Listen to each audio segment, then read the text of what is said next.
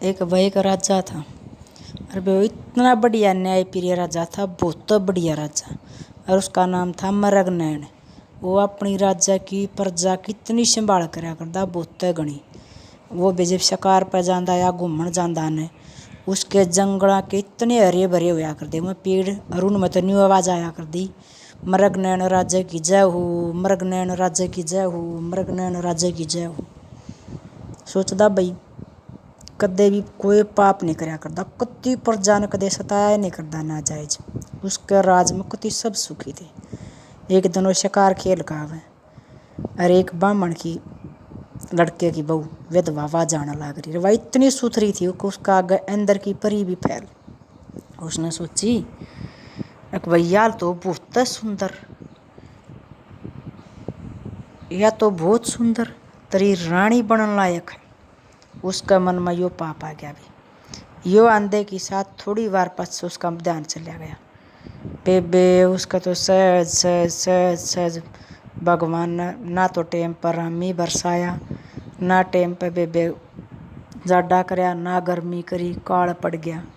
और बीमारी आ गई, और बीमारी आ गई, जुकर भाई प्रजा में चुगरदन कष्ट हो गया, हाहाकार मच गया। राजा ने सोची भाई सा के जुलम हो गया, जो इसी सारा चुगरदन ते व्यपतान पड़ी तेरा ऊपर, सारी व्यपतान पड़ी आन पड़ी। तो बेबे उसका कोई के करे।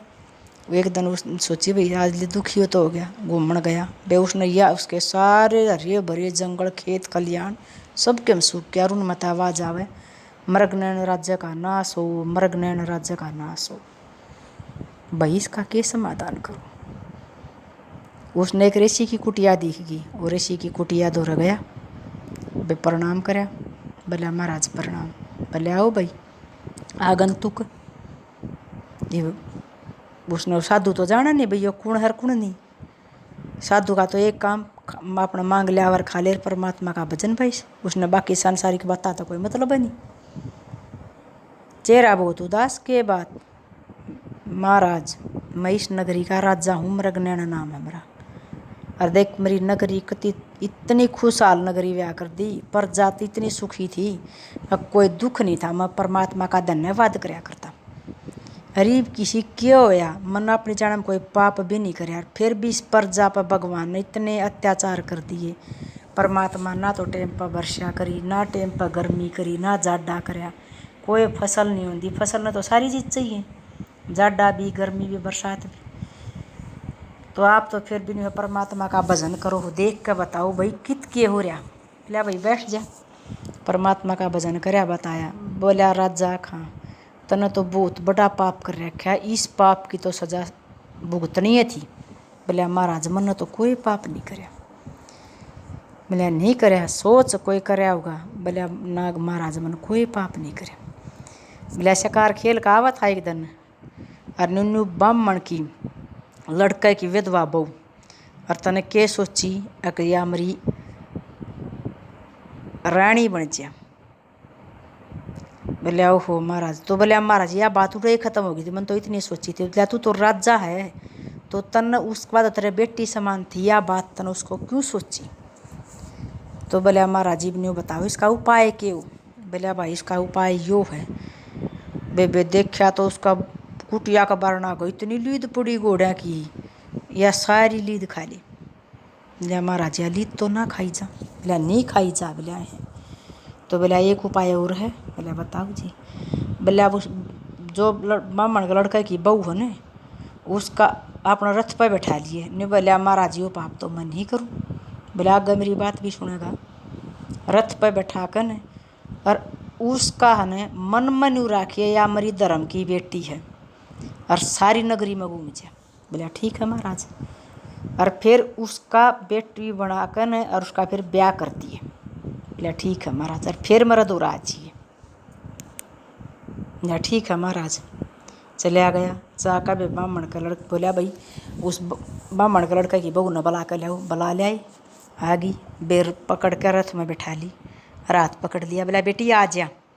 ये ब्राह्मण के लड़के की बहू तो बेटी कंधे के साथ पे बात अपने कति बेखट के रथ पे खड़ी होगी। और भाई जी बेटी शब्द कह दिया तो बेटी तो बढ़ के कोई शब्द नहीं होता।